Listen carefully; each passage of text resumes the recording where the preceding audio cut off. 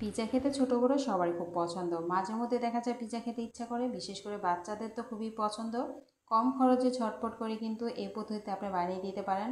ঘরে যদি মাংস না থাকে তারপরেও কিন্তু আপনি পিৎজাটা খুব সহজে বানিয়ে নিতে পারবেন। সে সহজ সিম্পল রেসিপি শেয়ার করব। আর এইভাবে যদি বানিয়ে দেন, বাচ্চারা তো শুধু না, ছোট বড় সবারই খুব পছন্দ হবে। খুবই সহজ সিম্পলভাবে রেসিপি শেয়ার করছি বরাবরের মতো। আশা করছি এবার রেসিপিটাও ভালো লাগবে। তো প্রথম আমি ডোটা তৈরি করে নিচ্ছি। এর জন্য প্রথমে আমি দিয়ে দিচ্ছি এখানে 1 চামচ চিনি, দিয়ে দেবো 1 চামচ ইস্ট, স্বাদ মতো লবণ নিয়েছি। তারপর এখানে দিয়ে দিচ্ছি 1 চামচ গুঁড়া দুধ, এর সাথে দিয়ে দেবো 1 কাপ গরম পানি। এখানে গরম পানি যদি না দেন গরম দুধটাও ব্যবহার করতে পারেন। তো ভালো করে মিক্স করে এখানে আমি 2 কাপ পরিমাণ ময়দা ব্যবহার করছি। ডোটাকে তৈরি করে নিলাম একটু সফট করে। এরপর আমি এখানে দিয়ে দিচ্ছি সামান্য তেল। তেল মেখে আমি 1 ঘন্টার জন্য ডোটা রেস্টে রেখে দিচ্ছি। 1 ঘন্টা পর দেখুন, এটা কিন্তু একদম পারফেক্ট পিৎজার যে ডোটা সেটা কিন্তু হয়ে গেছে, দেখতেই পাচ্ছেন। ভিতরে প্রচুর বাবল জমেছে। তো এটাকে আমি ভালো করে আবার কিছুক্ষণ মেখে নিব, যেন ভিতরে বাবলটা যেন চলে যায়। আজকে আমি কিন্তু এই ডো দিয়ে 2টা পিৎজা তৈরি করব। তো কম খরচে কম সময়ে কিন্তু খুব সহজে ঘরে কিন্তু পিৎজাটা তৈরি করে নিতে পারবেন। দেখা যায় যে রেস্টুরেন্টে কিন্তু চড়া দাম দিয়ে কিন্তু আমাদের ছোট ছোট পিৎজাগুলো খেতে হয়। তো এই পদ্ধতিতে বানিয়ে নিলে বাড়ির সবাই মিলে কিন্তু খুব মজা করে খাওয়া যায়। তো এই তো আমি এখানে 2 ভাগে ভাগ করে নিয়েছি।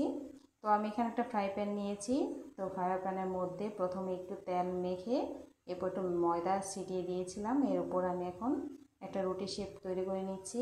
তো আমি এটাকে ইলেকট্রিক চুলাতে আমি এটা বানাবো, এর জন্য আমি ফ্রাই প্যান নিয়েছি। তো এটাকে এভাবে করে এরপর আরও 5 মিনিটের জন্য আমি রেস্টে রেখে দিয়েছিলাম। তারপর দেখতেই পারছেন এটা কিন্তু আরও নরম হয়ে আরও ফুলে গেছে। তো এরপর আমি এখন একটা কাঁটা চামচের সাহায্যে একটু এগুলোকে ছিদ্র করে দিচ্ছি, যেন ভিতরে সস বা পুরটা ভালো করে মিশে যায়। এরপর এখানে আমি টমেটো সস দিয়ে দিচ্ছি।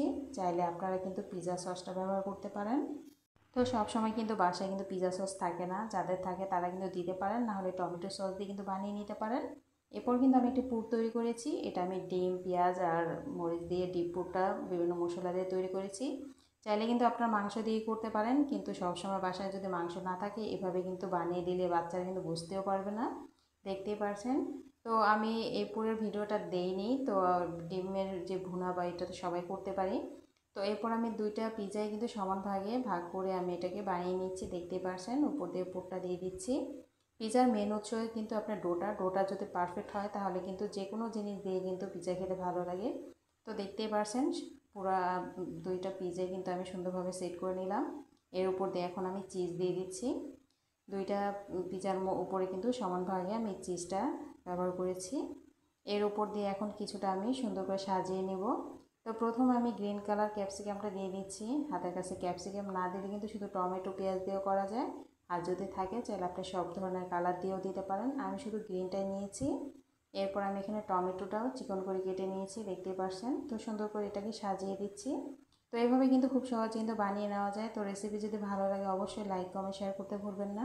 কে কোথা থেকে দেখছেন অবশ্যই কমেন্টসে জানিয়ে দিতে পারেন। পরবর্তী ভিডিওতে আপনাদের কমেন্টসগুলো পড়ে আমি শেয়ার করতে যেন পারি। দেখতে পাচ্ছেন পেঁয়াজগুলো কিন্তু আমি কিউব করে কেটে নিয়েছিলাম, সেগুলো দিয়ে কিন্তু এখন সাজিয়ে নিচ্ছি। এরপর আমি এখন উপর দিয়ে দিচ্ছি কিছুটা চিলি ফ্লেক্স, আর দিয়ে দিব এখন অরিও। এরপর আমি এখন গ্যাসের চুলায় আমি বসিয়ে দিচ্ছি একটা, আরেকটা দিয়ে দেবো ইলেকট্রিক চুলায়। চাইলে আপনারা কিন্তু মাইক্রোওভেনেও করে নিতে পারেন। তো 2টা পিৎজাই আমার কিন্তু সেট হয়ে গেছে। একদম সিম্পল, কম খরচে কম সময়তে কিন্তু এই মজার পিৎজাগুলো কিন্তু আপনি ঘরে যে কোনো সময় তৈরি করে নিতে পারেন।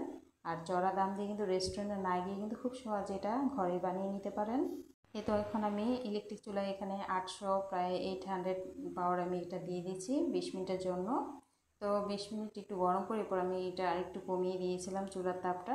তো দেখতেই পারছেন চুলাটা কিন্তু আমার ইলেকট্রিক চুলা যেটা সেটা কিন্তু হয়ে গেছে। আর এটা আমি গ্যাসের চুলায় তৈরি করেছি, মাশাআল্লাহ এটাও কিন্তু সুন্দর হয়েছে।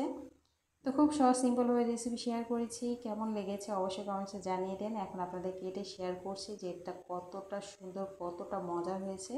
কেউ দেখলে কিন্তু বুঝতেই পারবে না মাংস ছাড়া যে এত মজার একটা পিৎজা তৈরি করে নেওয়া যায়।